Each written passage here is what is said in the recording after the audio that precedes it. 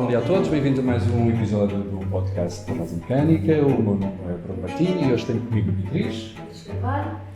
Eu vim bem, e à minha esquerda não há ninguém. Hoje é o nosso 13º episódio, mas não é certamente um número que deva assustar a nossa magnífica convidada de hoje, que é a candidata a Presidente da República e a muito mais. Maria Beatriz. Obrigada. Uma palavrinha lá para casa. Muito obrigada pelo convite. Não me assusto nada com o 13º, não sou supersticiosa, acho que a gente... Imaginámos que não. Não. É até um número bastante simpático, obrigada, a sério. Estou aqui com muito gosto. Muito obrigado. Gostaríamos então de começar. A primeira pergunta que lhe digo tem a ver com a sua candidatura presidencial. Apresenta-se aos portugueses como uma candidata contra o medo. A que se refere quando fala de medo? Nós estamos num momento muito determinante para a própria democracia e, infelizmente, na União Europeia, e em Portugal não é exceção, temos assistido a um crescimento do populismo, a um crescimento da extrema-direita e a um alastramento do medo. Eu acho que nós lutamos por uma sociedade mais justa se pensarmos como é que podemos apresentar os valores da democracia e da República para resolver os problemas e não esta lógica que temos entrado e que a pandemia não veio ajudar. E, portanto, o medo é a falta do direito laboral, é a falta do serviço público, é a falta da segurança na vida para se poder pensar no futuro, é a falta de igualdade, é tanta coisa, infelizmente, que tem a tradução do medo, que proteger a República e a democracia é precisamente lutar pela defesa desses direitos e garantir que não temos uma situação em que é o medo que prevalece, porque não ganha ninguém.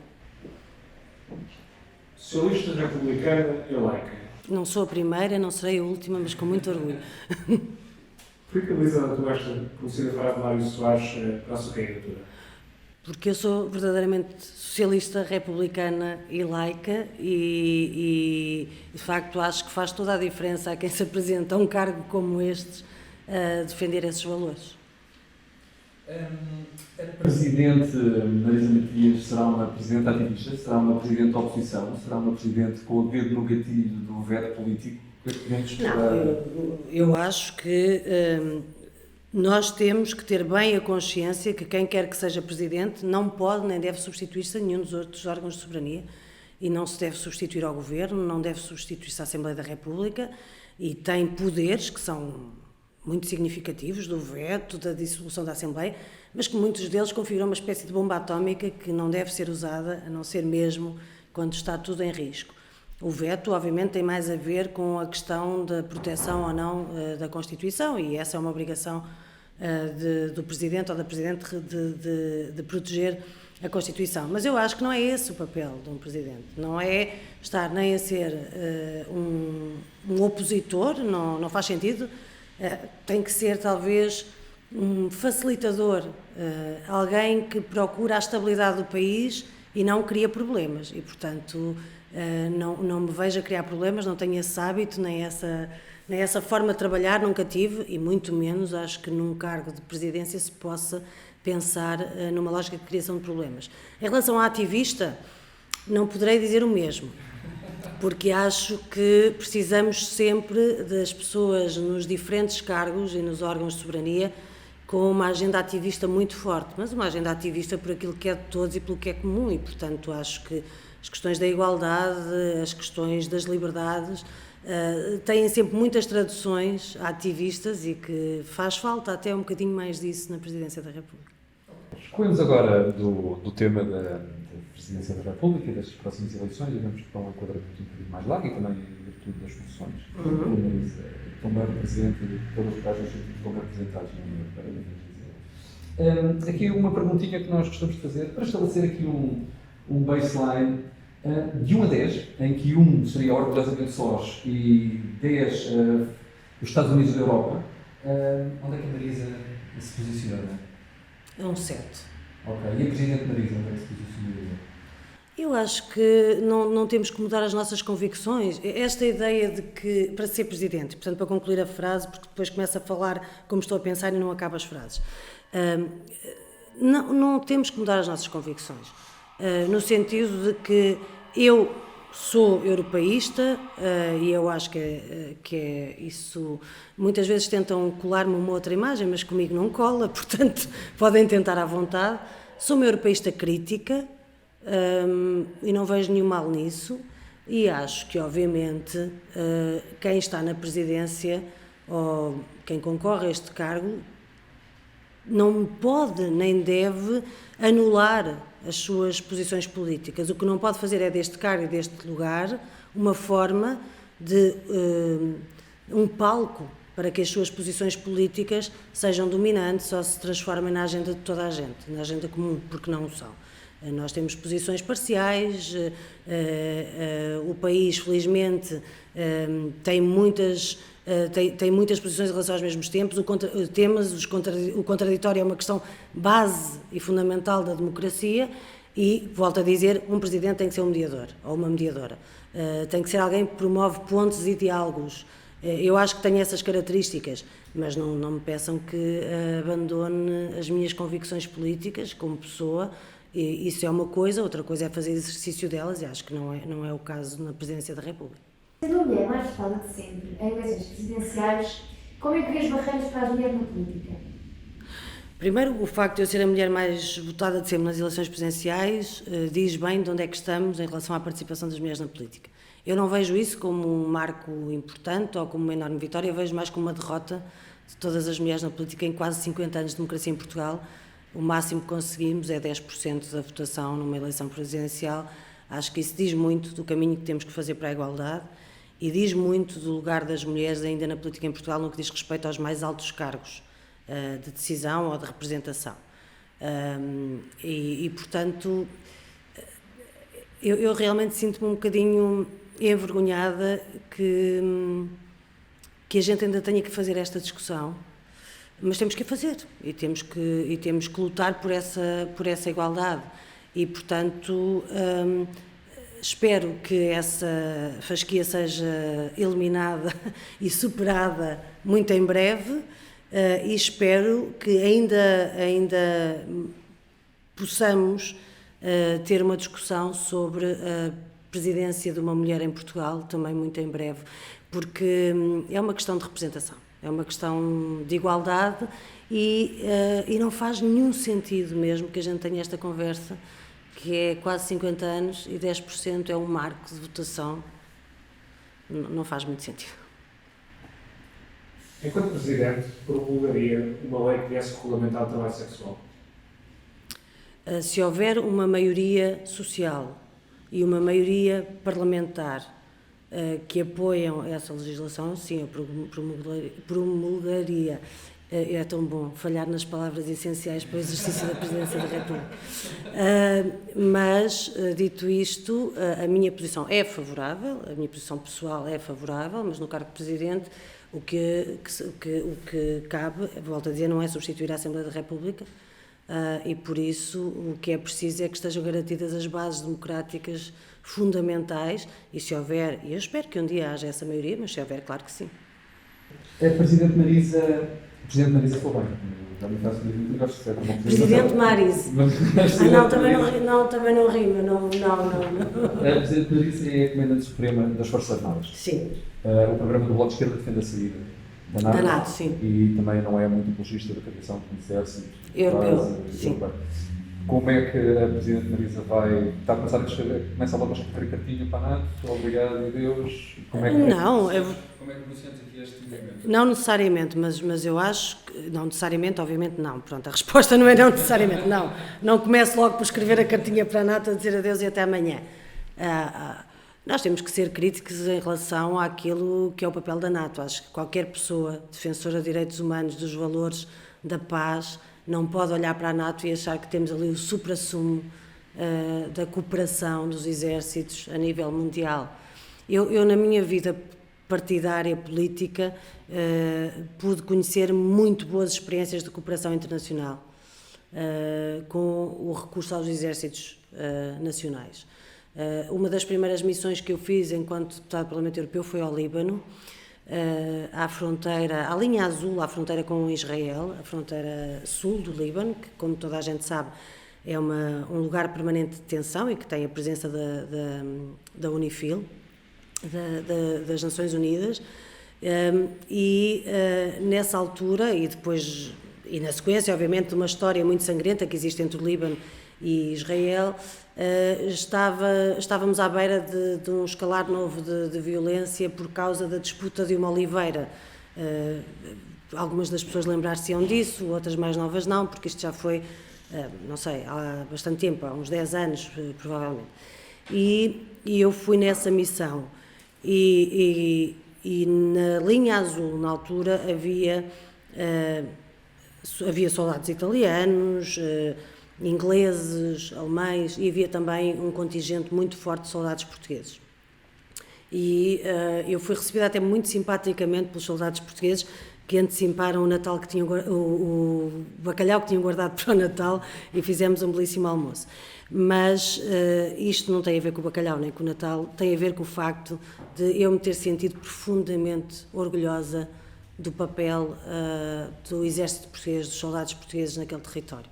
Um papel de promoção da paz, de ajuda às comunidades, de reparação de pontes, de estradas, que infelizmente nestes conflitos, mesmo que muitas vezes não haja vítimas humanas, o facto de haver conflitos latentes, há sempre destruição de infraestruturas, há uma espécie de demonstração de força sem muito sentido, mas que acontecia naquela zona do Líbano, e a forma como a população local adorava o contingente português era muito exemplificativo do papel que eles tinham como promotores da paz. E eu acredito nisso, acredito que essa é uma função primordial e acredito na cooperação entre os diferentes exércitos para esse fim. Não acredito em nenhum instrumento, nem nenhuma organização que tenha o objetivo contrário, que é instigar a guerra.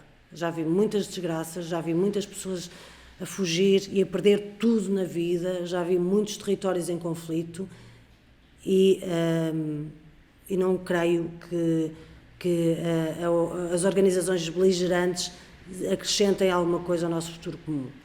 E, portanto, eu acredito nisso, ou seja, que as forças militares podem ser forças de paz. Eu já vi isso e tenho muita pena que depois, no quadro da intervenção da Troika, um dos cortes que tenha existido tenha sido precisamente o financiamento desta missão de paz de Portugal no Líbano e que se tenham retirado de lá as forças portuguesas. Tenho mesmo muita pena porque acho que era uma missão fundamental e que estavam a fazer um trabalho excelente e quem o conheceu sabe disso.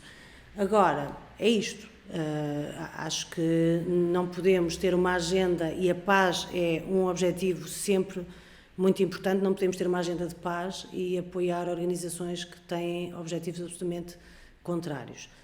Em relação ao Exército Comum Europeu, para não fechar essa porta, também não sou favorável e nós estamos a destruir eixos fundamentais da política europeia, como a política de coesão, a política agrícola, etc., a reduzir o financiamento destes eixos fundamentais da política europeia para alimentar a defesa. A defesa não faz parte sequer nem dos objetivos inscritos nos tratados do projeto europeu.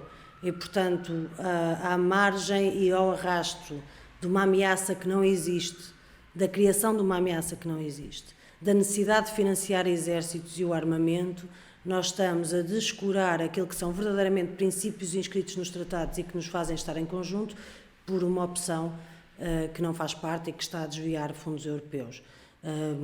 Acho que resolvemos isso perfeitamente com a cooperação entre os exércitos dos diferentes países. Não precisamos de um exército europeu comum, até porque está por definir de quem é que seria mesmo esse exército. Se seria europeu ou seria exércitos dos vários países em função da agenda política de guerra ou não, logo se vê, mas muito de conflito de alguns dos países que são mais fortes a esse respeito e sinceramente acho que esse debate tem que ser feito.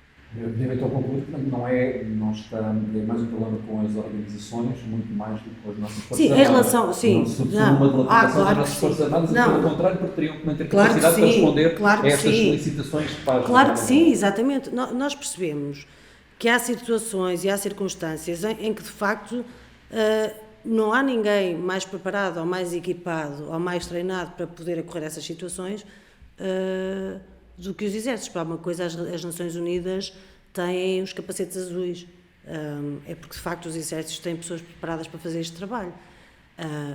Mas eu não acredito mesmo numa lógica de guerra, sinceramente. A guerra tem que ser o último recurso, não pode ser o primeiro quando há uma disputa qualquer que seja a nível internacional. Tem existido uma grande confusão na comunicação social acerca da posição do Bloco de Esquerda em relação à moeda única. Tem sido utilizado em resoluções da Nacional do Bloco, discursos e entrevistas, uma expressão às vezes repetida, preparar o país para a saída do euro. O Bloco está com o pé dentro e outro fora do euro? Não, eu acho que as posições dos partidos evoluem e vão-se consolidando e há avanços e recuos em relação a alguns entendimentos. Não, o que eu acho que é comum e que deve ser entendido da posição do Bloco é uma posição crítica em relação à política do euro. Não tem a ver com a moeda em si, a moeda, coitada, não tem culpa, não é? A forma como a moeda foi construída, a arquitetura política em torno dessa moeda é que, de facto, e não é preciso ser o Bloco, acho que podemos ler alguns pensadores económicos que são insuspeitos de serem de esquerda, já a refletirem sobre os impactos negativos para as economias periféricas da política do euro e a política tal como foi desenhada. E é isso que é a questão essencial. De facto, como é que a introdução de uma moeda única com a política que é a do euro, e é muito específica e concreta, não estamos a falar em abstrato, como é que esta moeda com esta política, em vez de ajudar à convergência das economias, ajudou precisamente a uma divergência macroeconómica ainda maior e a uma desigualdade ainda maior. Há sempre o recurso de mudar a política monetária, mas eu acho que esse é o essencial da posição do Bloco que deve ser retido. De 1 a 10, em que a Escola de Chicago é 1 e os próprios planos quinquenais são o 10, onde é que se encontra Marisa Matias? Vocês também não fazem isso. Muito longe da Escola de Chicago, o que não significa necessariamente ao lado dos planos quinquenais. Vocês não podem... 5, então. 5, 6, vá lá. Vocês realmente essa não... Achamos que é sempre um exercício interessante pôr um espectro, mas pomos o espectro ao dispor. Sim. Vocês estão a fazer tudo o que está ao vosso alcance para dizer que eu sou uma centrista, mas eu não sou. Eu sou de esquerda. Vamos lá ver que mais perguntas é que vem de 1 a 10 para eu ter que dizer 5 ou 6. Então, dentro da política nacional, o sindicalismo já vai ter um fundo em termos de impacto e participação. O que espera o Bloco de Esquerda para substituir o Partido Comunista Português no movimento sindical? Eu acho que o movimento sindical continua a ser muito importante. Não chega a todas as realidades laborais e, infelizmente, não representa todos os trabalhadores e trabalhadoras. Temos cada vez mais, muitas realidades que são mais dominadas pela precariedade do que propriamente por contratos com direitos. Mas eu acho que o movimento sindical continua a ser um aliado muito importante e nós vimos agora, ou seja, obviamente estas coisas não são comparadas assim diretamente, mas nós vimos o que aconteceu nas eleições norte-americanas e o importante que foi o movimento trabalhista do Partido Democrata para inverter o voto dos trabalhadores que têm sido escolhidos, que tinha sido um voto muito orientado para Trump nas últimas eleições e para reencaminhá-lo para Biden, e foi uma discussão muito difícil e muito complexa, mas de facto esse movimento teve uma importância fundamental em alterar, em redefinir o voto dos trabalhadores em muitos dos estados norte-americanos que ainda têm muita indústria extrativa e indústria pesada e que de certa forma estava perdida essa massa de apoio para o Partido Democrata. E nos Estados Unidos, onde então já ninguém acredita mesmo no movimento sindicalista, foi importante perceber como tem ainda a palavra a dizer e como são determinantes na organização dos trabalhadores. E, portanto, eu acho que, havendo limitações claras no movimento sindicalista para responder àquilo que são as necessidades reais de representação de quem trabalha, não significa que esteja acabado. Acho que é muito precoce e acho bem que não esteja. Espero que ainda possa revitalizar-se e renovar-se e ter uma força muito importante, até porque temos batalhas pela frente fundamentais, de recuperar questões ligadas à contratação coletiva que foram abandonadas muito nos últimos anos, e outras dimensões de defesa dos direitos de quem trabalha, e o movimento sindicalista é importante para isso. Não acho é que os partidos tenham que substituir uns aos outros o movimento sindicalista. É importante o movimento sindicalista que mantenha a sua agenda e firme, mas não como uma bengala, seja de que partido for. Mantemos agora no perímetro político e uma pergunta, curiosidade sobre, não diria sobre o funcionamento, mas sobre a estrutura do Bloco de Esquerda, desde a sua criação e a forma como foi criada. Mais ou menos existir. O Bloco de Esquerda é mesmo um partido, ou é uma federação de partidos, ou é uma união de facto muito consensual? Como é que é?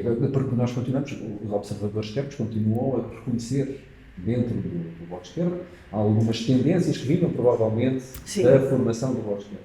Se outros partidos em que não há este histórico agregador, as tendências têm outra natureza, no Bloco de Esquerda continuam a ser visíveis essas marcas identitárias? Ou é já mesmo um Já partido, não não queria chamar homogéneo de forma depreciativa, mas já com um grau de unicidade?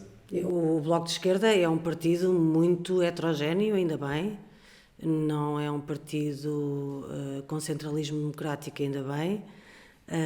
E é um partido que sim, que resulta de várias famílias e de várias organizações, mas que já desde a sua fundação há muita gente, eu não estive no momento fundador do Bloco, só aderi ao partido mais tarde, mas há muita gente que desde a sua fundação entrou no partido não fazendo parte de nenhuma dessas componentes. Acho bem que mantenha o direito de tendência, que o respeite, mas a verdade é que daquilo que foram as tendências ou as correntes originárias que permitiram a formação do Bloco, elas foram-se diluindo ou transformando e já não são as mesmas e muitas já não existem, e portanto, obviamente que o partido, no sentido mais vasto, prevaleceu e prevalece sobre essas partes, o que eu acho muito importante. E também acho que é muito um bom indicador disso o facto de termos uma liderança do partido neste momento que não é resultante, não vem de nenhuma dessas partes, e há muita gente, cada vez mais gente na direção do partido que não esteve nesse momento fundador e que não se identifica com isso, identifica-se com o partido, com a existência do partido.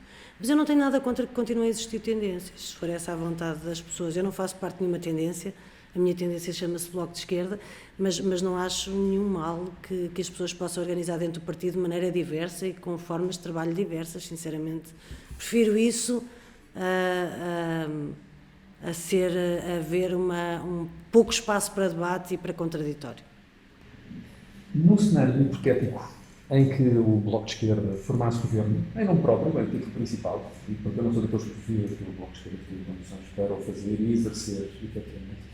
Portanto, neste cenário hipotético em que isso acontecesse, o atual programa do Bloco de Esquerda seria plenamente execuível, seria viável, poderia ser transponível rapidamente num programa de governo, sem causar algum excesso de trepidação, designadamente junto das instituições internacionais ou até em termos operacionais. É um programa que fosse transponível para a governação do direito. Eu acho que o que é essencial percebermos é que quando apresentamos, estou a falar agora como dirigente do Bloco, quando apresentamos um programa de governo, apresentamos um programa que achamos que é execuível,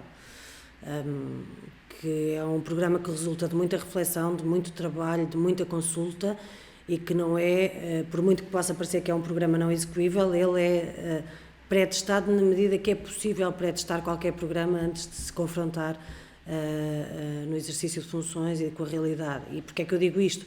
Porque a última vez que pensámos e desenhámos um programa de governo, que sim, que responde que é execuível e que não acho de maneira nenhuma que nos coloca numa situação de termos que entrar num caminho completamente diferente, teremos que certamente repensar muitas das coisas, desde logo, por exemplo, perceber que este país tem mesmo que entrar e cada vez mais urgentemente numa transição ecológica sob pena de ser muito tarde. E isso implica, sim, uma reconfiguração total da economia, da forma como pensamos a criação do emprego, da forma como pensamos o território, os transportes, etc. a reconversão energética, tudo isso, e portanto estamos a falar de mudanças de fundo, sim. Execuíveis também acho que sim. Em relação ao que estava a dizer, e para voltar atrás, porque é que eu falo destas questões de adaptação? Porque o último programa que nós trabalhámos, que discutimos, que consultámos, que construímos, é um programa que tem cerca de um ano, que foi o programa que apresentámos às eleições de 2019, que obviamente ficou logo desatualizado com a pandemia e com a crise pandémica que estamos a viver. E, portanto, teria que ser adaptado a essa realidade, como é evidente, que é uma preocupação que a gente tem, até mesmo na medida que vamos fazendo as discussões na Assembleia e as propostas, sei lá, do orçamento, ou seja, o que for para evitarmos os elefantes no meio da rua, ou da sala, neste caso, nós estamos numa sala, não estamos na rua, não levem... Mas são propostas que são pensadas precisamente porque nós estamos num contexto diferente e numa realidade diferente.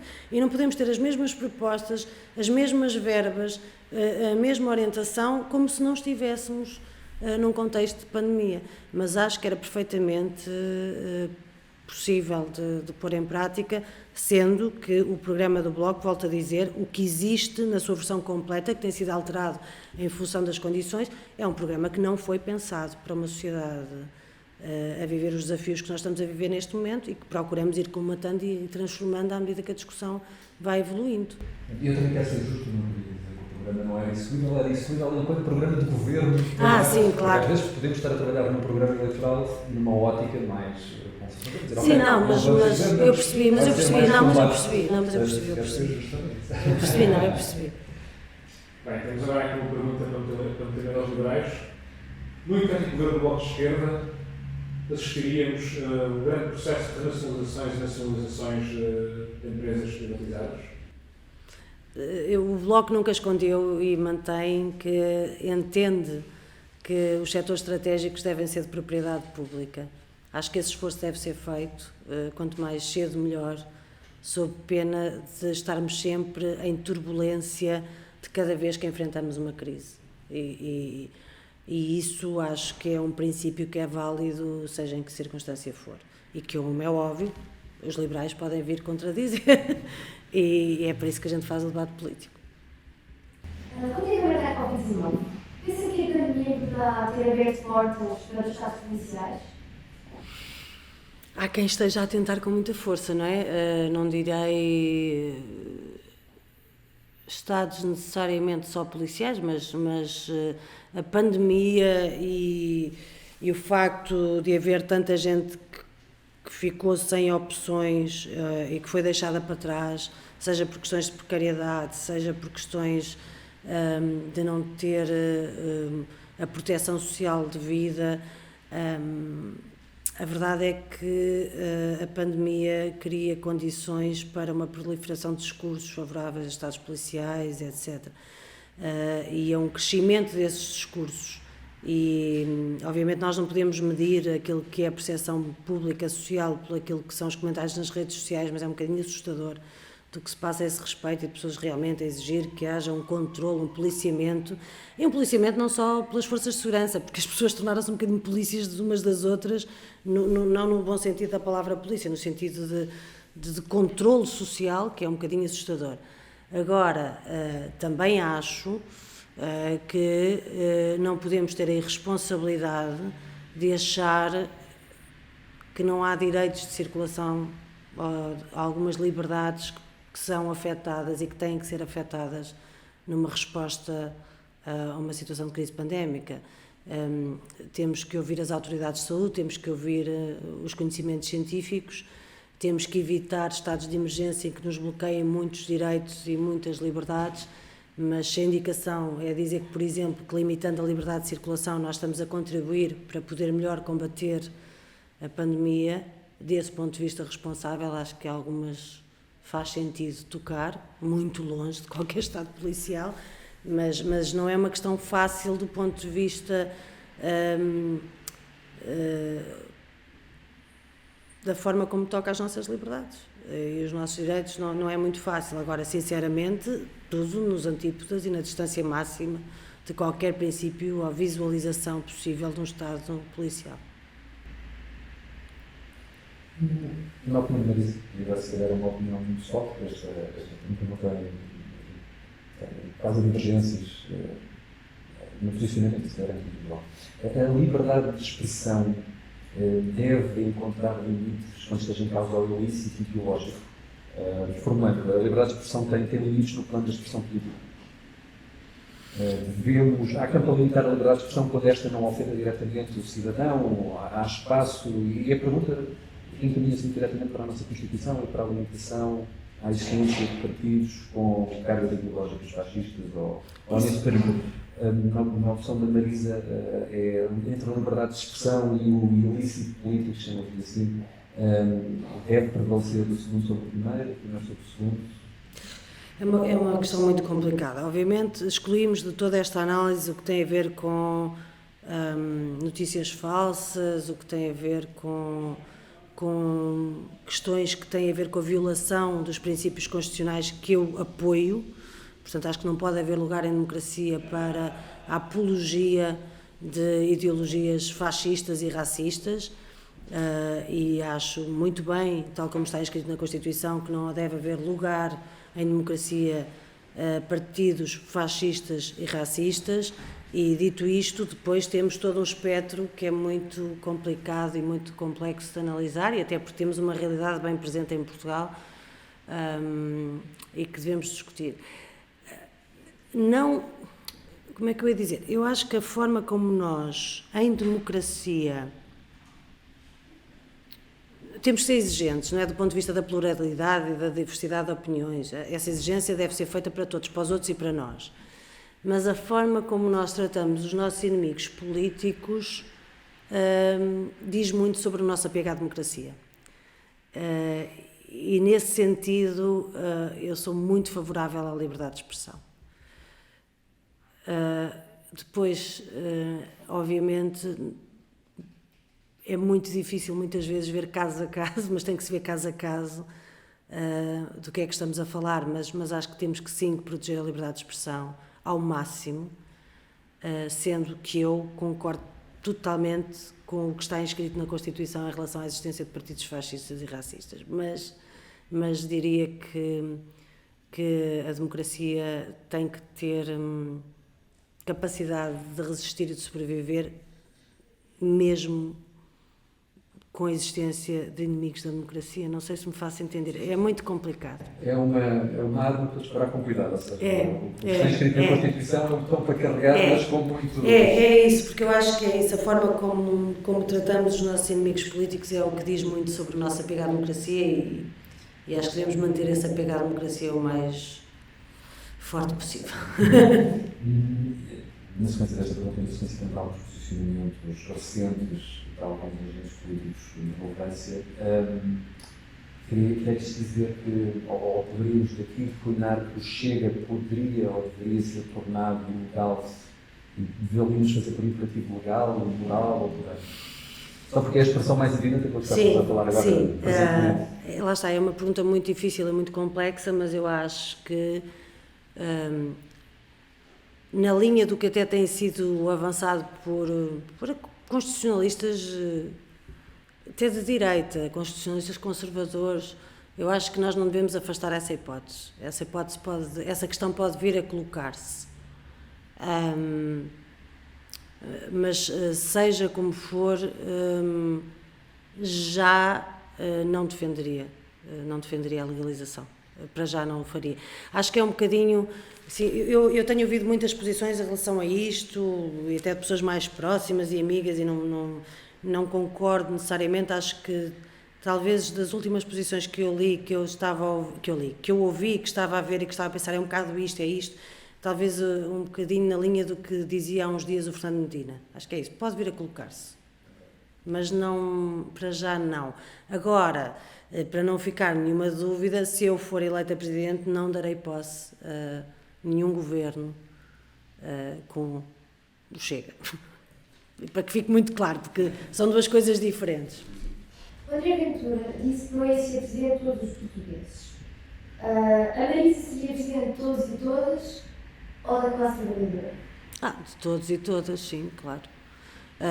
Eu acho que isso é sempre uma equação muito difícil de conjugar, até porque nós Não conseguimos até hoje e provavelmente não conseguiremos, mas é uma utopia desejável, mas não conseguimos ter uma presidência que respondesse a todos e a todas, é evidente, isto é uma força, é um princípio, é um valor democrático, de responder às necessidades de toda a gente, de criar mecanismos de proteção para toda a gente, de não deixar na sombra uma agenda o mais inclusiva possível para toda a gente. Isso é muito importante, acho que é esse o objetivo que devemos ter. Não é uma questão literal, não é? Nem poderá ser. Um presidente terá sempre e deverá sempre defender valores democráticos. E haverá pessoas antidemocráticas que não se revêem nesses valores, mas é um problema delas. O papel do presidente é mesmo defender esses valores, mas é um princípio, é um objetivo. Marisa, falamos agora um pouco de si, do seu percurso pessoal, político, académico. Como é que começou pelo político? Como é que entrou para a política? Muito jovem, na adolescência, e foi por via dos movimentos ambientalistas e dos movimentos feministas e da defesa das pessoas LGBTI+, enfim, foi por essa via. Política partidária já muito mais tarde. Mas na política foi por via dos movimentos ambientalistas e movimentos de estudantes, sei lá, tanta coisa, mas foi um bocadinho por aí. Quais foram as suas principais referências literárias, políticas? O que te influenciou a ser e a pensar como pensa hoje? São muito vastas, não é? São muito vastas e eu tenho sempre muita dificuldade genuína em identificar algumas, porque acho sempre que estou a escolher e depois não são bem aquelas e depois eram outras e depois, não, enfim, não me lembro, é horrível. Cada vez que nos perguntam assim, um livro, um filme, uma referência, não sei o quê, eu fico toda a tremer, não? Porque e depois, se forem comparar as entrevistas todas, nunca bate certo, porque digo sempre coisas diferentes. Não, há de facto, as referências da esquerda foram importantes para mim. E os autores e os pensadores de esquerda foram muito importantes para mim. E acho que é escusado nomeá-los porque estamos a falar de autores na filosofia, em tantas áreas que foram muito importantes, até mesmo como formação pessoal e formação académica e não só formação política. Embora eu não me identifique... Eu, na realidade, sou uma social-democrata, eu não me identifico uma social-democrata radical, provavelmente, mas não me identifico, nem nunca me identifiquei com uma corrente mais específica dentro do pensamento da esquerda, que me encaixasse que nem uma luva. E, obviamente, há princípios que eu defendo que são marxistas-leninistas, há outros que eu defendo que são trotskistas, há outros que eu defendo... Mas não interessa, mas não... É muito mais vasto do que isso. Acho que, para o bem e para o mal, as minhas influências são um bocadinho mais heterogéneas e mais complexas do que conseguir encaixar. Portanto, não consigo mesmo, não consigo. Eu peço desculpa, mas não consigo. A Marisa tem também uma carreira ligada à academia e à investigação. O que pensa da fraca contratação científica e da fraca aprovação de projetos do FCT? É um problema tão grande que temos. O investimento em ciência em Portugal é quase tão vergonhoso como o investimento em cultura, ou seja, a falta dele. Eu recordo que houve, há muitos anos atrás, uma definição de uma agenda estratégica interessante, muito interessante, aliás, e com objetivos, nomeadamente, chegarmos, por exemplo, a este ano, 2020, e termos 3% do PIB dedicado à ciência, que andamos sempre assim em tipo, eu estou a fazer gestos com as mãos que realmente as pessoas que estão a ouvir não ouvem. Andamos sempre tipo montanha-russa, não é? Eu disse que as pessoas que estão a ouvir não ouvem, eu queria dizer que as pessoas que estão a ouvir não veem. Oh, valha-me. E não temos um investimento estável em ciência. Eu, desde que estou no Parlamento Europeu, tenho trabalhado sempre nas questões do financiamento da ciência, numa das comissões parlamentares, porque é uma área que me toca muito e de facto, acho que nós não temos um investimento dedicado nem certo. E tenho tentado trabalhar isso a nível europeu, reforçando o investimento na ciência, que infelizmente, provavelmente agora no próximo quadro financeiro plurianual será o período em que não assistimos a uma progressão do reforço desse investimento como tínhamos assistido até aqui, e será menor o aumento, e só em algumas áreas, em outras há cortes. Mas em Portugal nós temos lacunas muito grandes em relação ao investimento público em ciência, como temos em relação ao investimento público em cultura. E isso diz muito do nosso país, infelizmente. Porque sem um investimento real e concreto em cultura e em ciência, nós vamos depender muito da carolice, e nem a ciência nem a cultura se podem fazer por carolice, nem por desenrasque. Não, tem que haver investimento real. Quantas pessoas em Portugal dedicaram a sua vida toda à investigação, fizeram doutoramentos, pós-doutoramentos e nunca na vida souberam que era ter um contrato estável ou um contrato com direitos? Há imensas. E que ao fim de fazer essa carreira toda têm que procurar trabalho noutras áreas, porque não há um sítio onde possam continuar a desenvolver essa carreira e esse conhecimento. O desperdício de conhecimento, o desperdício de experiência, o desperdício da nossa capacidade de afirmação científica é enorme. E ainda assim, Portugal tem excelência, tem muita excelência científica e tem uma capacidade cada vez maior de participação em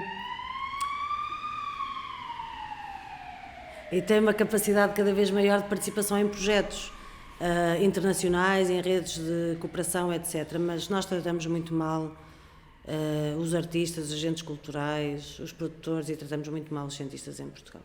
Muito mal mesmo.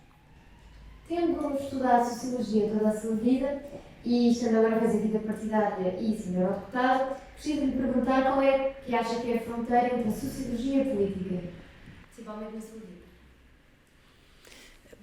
Eu acho que qualquer pessoa, independentemente da área da formação, que exerce um cargo de representação política, traz sempre um bocadinho da sua formação ou de formação profissional para o cargo que exerce. E acho que isso pode passar-se com pessoas que têm uma formação, por exemplo, que lhes exige um olhar mais clínico, ou outras pessoas que pensam nos problemas a partir de outros lugares e de outras circunstâncias. Eu não perdi, no exercício da minha representação política, não perdi o olhar sociológico, embora obviamente não esteja a fazer sociologia, porque não tenho os instrumentos, as ferramentas, não faço a investigação com todos os preceitos que são necessários para fazer a investigação, mas a ideia de, para cada problema, encontrar sempre as variáveis, os indicadores, perceber os impactos sociais, procurar ter o conhecimento máximo possível das sociedades em relação às quais vamos intervir, é uma coisa que me acompanha no exercício da política. Até porque acho que muitas vezes a intervenção política falha porque é desenhada para uma sociedade teórica, mas que não é a sociedade que existe na realidade. E, portanto, acho que é muito, muito importante nós tentarmos informar-nos, conhecer e tentar saber o máximo das sociedades e das realidades em relação às quais vamos intervir. O primeiro grande dossiê que tive no Parlamento Europeu foi a Diretiva de Combate aos Medicamentos Falsificados, e eu comecei quase por fazer tipo um estudo, não um trabalho de campo, não fui só a alguns países, mas tipo um estudo, perceber o enquadramento legal de cada um dos países europeus e como é que se processava essa coisa da distribuição, porque era para depois pensar num mecanismo legal, num desenho de uma diretiva que fosse o mais fácil possível de adaptar à diversidade que tínhamos de legislação em cada um dos países.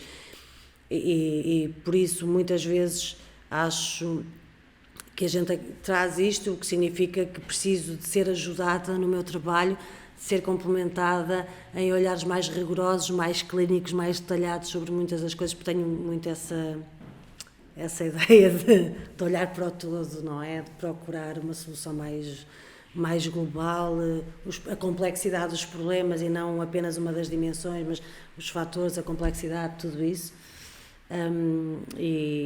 Portanto, qual é a fronteira? A fronteira é toda, porque não há uma confusão, há a mesma fronteira, mas há contaminação, há interoperabilidade, se quisermos. São ferramentas diferentes, mas que nós podemos ler os resultados de uns e de outros, num lado e do outro, porque há uma implicação direta da política nas sociedades e, obviamente, condiciona depois também a leitura que fazemos delas e, portanto, o trabalho sociológico, e há uma contaminação também, do meu ponto de vista, da sociologia no trabalho político que fazemos. Mas fazer sociologia não é fazer política, fazer política também está muito longe de fazer sociologia. O nosso grupo de deputados europeus move-se em bloco, atua conjuntamente, tem uma relação unificada ou responde predominantemente aos partidos e aos agrupamentos europeus? Nós aqui podemos estar tranquilos acerca do facto de haver um certo nível de coesão acerca da atuação do conjunto dos nossos deputados europeus. Tendem mais para esta coesão nacional ou há um fracionamento um bocadinho excessivo em... Não, depende muito, porque o Parlamento Europeu, ainda por cima, como lida com tantos países e com uma vastidão tão grande, não só da abrangência da atividade política, mas também de dossiês, de temas, quer dizer, são muitas centenas de dossiês de cada vez que a gente, em cada momento, não é? Se nós pensarmos em cada momento quais são as decisões que estão abertas, são centenas, não são dezenas, e, portanto, e muito diversas. E isso depende. Há áreas em que claramente o que é determinante é o grupo parlamentar e a família política, e, por exemplo, se estamos a falar de política económica, é um clássico, ou se estamos a falar de liberdades e garantias, também é um clássico, e que as divisões correspondem muito à divisão tradicional, ideológica, que nós encontramos em qualquer Parlamento Nacional. Há outras áreas que nos movimentamos em blocos nacionais mais do que a área de intervenção política. Por exemplo, se estamos a discutir... Este mandato não aconteceu ainda, mas em mandatos anteriores, por exemplo, nós tínhamos grupos de trabalho, todos os partidos portugueses, para discutir e trabalhar questões como a política agrícola comum ou a política comum de pescas, políticas comuns, isso era frequente. E tem um bocadinho a ver com isso. Mas na esmagadora maioria dos dossiês, eu diria que é mais a organização do ponto de vista dos grupos parlamentares. Quando falamos de políticas comuns e de questões que afetam de maneira muito diferente os países da União Europeia, aí já funcionamos mais em blocos nacionais. Na sequência do que o Bruno acabou de perguntar, gostaria de perguntar à Marisa o que mais a surpreendeu negativamente no Parlamento Europeu. Oh, meu Deus. E eu sou laica, vocês vejam o que é que me fazem, depois me ponho-me a dizer, oh, meu Deus. O que é que mais me surpreendeu negativamente?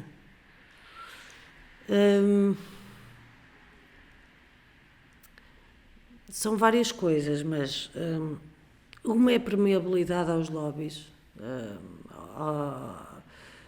e isso, convenhamos que no facto do Parlamento Europeu ser uma questão transparente e aberta e registro e com registro e tudo isto, nós percebemos rapidamente que o lobby organizado e mais poderoso e com mais recursos chega muito mais facilmente e tem muito mais poder para influenciar as decisões do que os outros. Quer dizer, nós não temos o mesmo lobby, temos níveis muito diferentes do lobby financeiro ou do lobby da indústria de combustível fóssil, etc., do que do lobby, sei lá, das associações de doentes ou dos movimentos ambientalistas. E é essa desigualdade do poder económico, ter uma desigualdade no acesso aos deputados, fez muita confusão.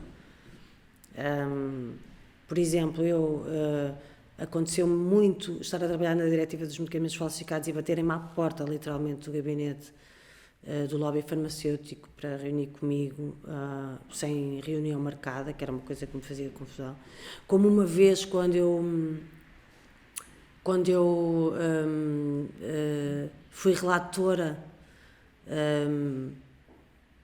dos benchmarks, portanto, dos índices na cotação bolsista em relação à energia, e uma vez cheguei ao Parlamento e ao meu gabinete, vinha de Portugal, e tinha no meu gabinete à minha espera representantes da Bolsa de Nova Iorque, de Londres e... de onde é que era? E de Frankfurt? Não sei. Já não sei. Mas que assim, mas como? Ou seja, percebe-se que há... Isso marcou-me, ainda por cima num dia, desculpa, tenho que contar isto, num dia que a malta da equipa que trabalha comigo, e que somos amigos, e pronto, de muitos anos, tinha-me feito uma surpresa e tinha feito uma colagem na janela do meu gabinete. Só posso dizer que nessas fotografias envolvia o Papa Francisco, e entram aquelas pessoas... Estavam lá e acho que não me levaram muito a sério na minha abordagem crítica por causa da colagem que eu tinha no vídeo.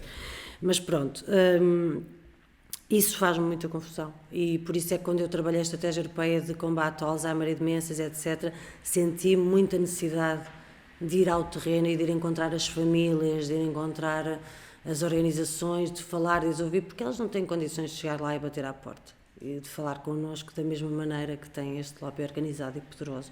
Isso foi uma das coisas que eu acho que mais negativamente me afetou, que foi de perceber, para nós termos um mínimo de equilíbrio nas perspectivas do que estamos a analisar. Ouvimos todas as partes, eu ouço todas as partes, mas algumas delas eu não consigo ouvi-las lá, tenho que ir ao encontro delas, no outro sítio onde estão. Esta pergunta agora aqui é especial, é do nosso cúmplice Henrique Canha, que fez um podcast connosco e hoje não está cá. O Henrique, tal como a Marisa, estou em Coimbra, e ele deixou esta pergunta. Onde é que vai começar a revolução? No Pintos, Bigorna ou Couraça? Eu acho que no que dependesse de mim era na Tijúlia, com um fino e uma Santos de Rissol.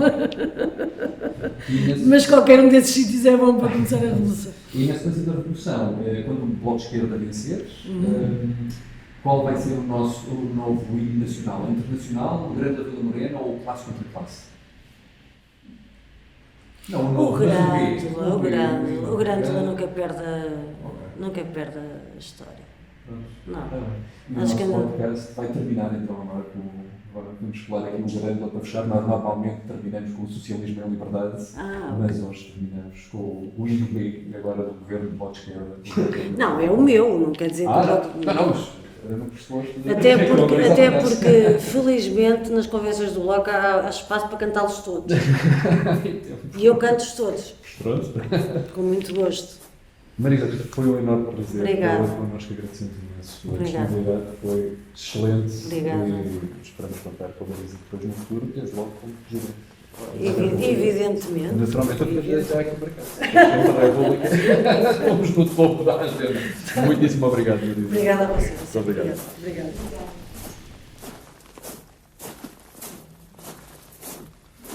Grândola Vila Morena, terra da fraternidade.